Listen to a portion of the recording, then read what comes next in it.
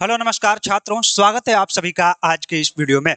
और आज के इस वीडियो में हम लोग बात करने वाले हैं कि बिहार बोर्ड के द्वारा एक नया नोटिफिकेशन जारी किया गया है, एक नई सूचना जारी किया गया है।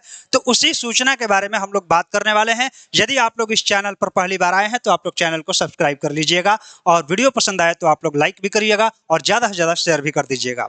अब हम लोग आते हैं कि बिहार बोर्ड के द्वारा सूचना क्या जारी हुआ है। तो जैसा कि आप लोग को पता है कि अभी तक 2025 के जो एग्जाम देने वाले छात्र हैं उन सबका रिजल्ट भी अभी तक जारी नहीं हुआ है। हालांकि संभावना है कि 28 तारीख तक इन मैट्रिक का रिजल्ट भी आ जाएगा, लेकिन अभी तक रिजल्ट घोषित नहीं हुआ है। लेकिन इन छात्रों के 11वीं में नामांकन को लेकर के सूचना जारी कर दी गई है और इस सूचना में यह कहा गया है कि 10 तारीख से आपके आवेदन शुरू हो जाएंगे 11वीं में एडमिशन के लिए। तो सबसे पहले हम सूचना देख लेते हैं। यहाँ पे दो अलग अलग पेपर के कटिंग है जिसके माध्यम से यह सूचना दी गई है।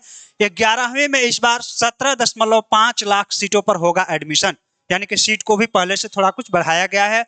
और यहाँ पे भी दिया गया है, बस एक ही न्यूज है, दो पेपर के कटिंग है यहाँ पे लगाए गए हैं। मैं आपको ये बताऊंगा कि एडमिशन की प्रक्रिया क्या होगी और इस सूचना में एडमिशन को लेकर के कौन कौन सी बातें बताई गई हैं। सबसे पहला तो जो है सीट निर्धारित कर दिया गया है कि इतने सीटों पर 11th का एडमिशन होगा। इसके बाद इसमें यह बताया गया है कि डिग्री महाविद्यालय में एडमिशन नहीं होगा। डिग्री महाविद्यालय में एडमिशन नहीं होगा क्योंकि आपको पता है कि हर गांव, हर शहर, हर क्षेत्र में +2 विद्यालय जो है बनाए गए हैं। जहां पे 10वीं तक थी वहां पर तक 12वीं तक विद्यालयों की जो है बना दी गई है, वहां पे एडमिशन चालू हो गए हैं। इसलिए डिग्री महाविद्यालय में जो है एडमिशन नहीं होगा इस साल। बस सिर्फ आपके इंटर स्तरीय विद्यालयों में ही एडमिशन लिया जाएगा। सीट निर्धारित कर दिया गया है, डिग्री महाविद्यालयों में नामांकन नहीं होगा ये बताया गया है।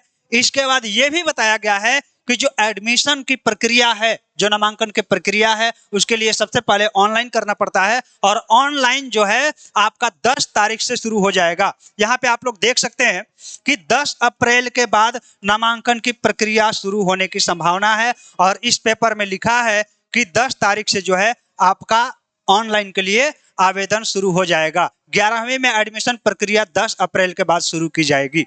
यानी साफ साफ बता दिया गया, अभी मैट्रिक का रिजल्ट घोषित नहीं हुआ है लेकिन 11th में नामांकन को लेकर के सूचना जारी कर दी गई है कि 10 तारीख से आप लोग का एडमिशन शुरू हो जाएगा। ठीक है, और वेबसाइट भी बता दिया गया है। वेबसाइट तो हालांकि आप लोग जानते हैं कि 11th का जो है एडमिशन कराने के लिए, आवेदन करने के लिए आपको www.ofssbihar पे जाना पड़ेगा और वहीं पे एप्लीकेशन होता है। और यहाँ पे पैसे भी बता दिए गए हैं कि आपकी जो शुल्क होगी 350 रुपये निर्धारित की गई है।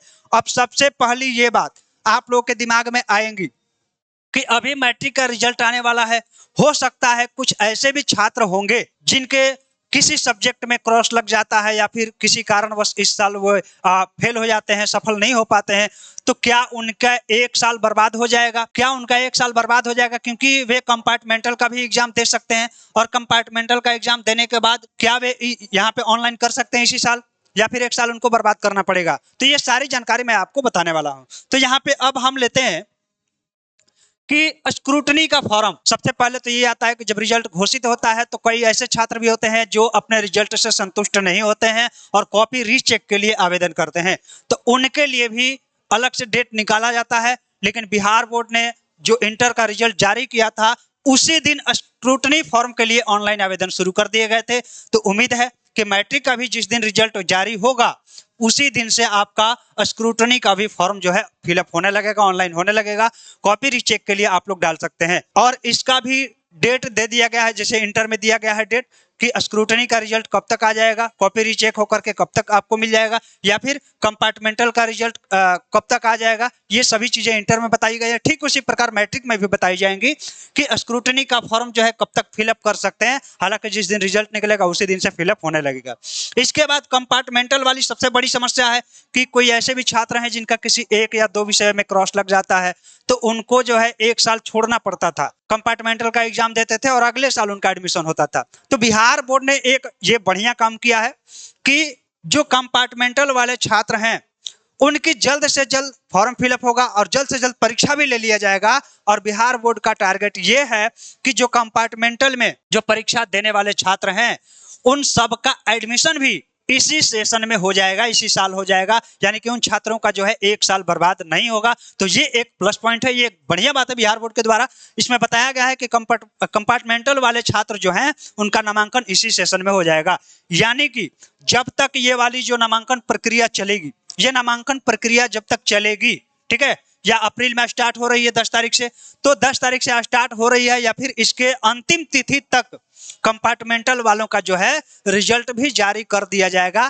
तभी तो, अगर जारी नहीं किया जाएगा तो फिर इस साल और इस सेशन में उनका नामांकन कैसे हो सकता है।